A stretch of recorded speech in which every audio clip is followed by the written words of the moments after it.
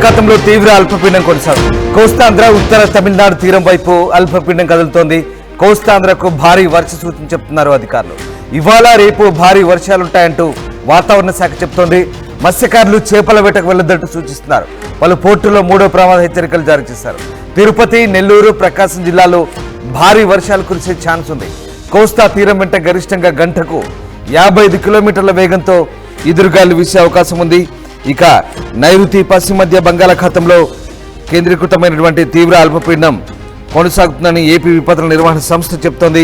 ఈ తీవ్ర అల్పపీడనం పశ్చిమ నైరుతి దిశగా కదులుతూ బుధవారానికి క్రమంగా బలహీనపడుతుందని అంచనా వేస్తున్నారు. ఈ ప్రభావంతో రాబోయే 3 రోజుల పాటు రాష్ట్ర వ్యాప్తంగా వర్షాలుంటాయని వాతావరణ శాఖ చెబుతోంది.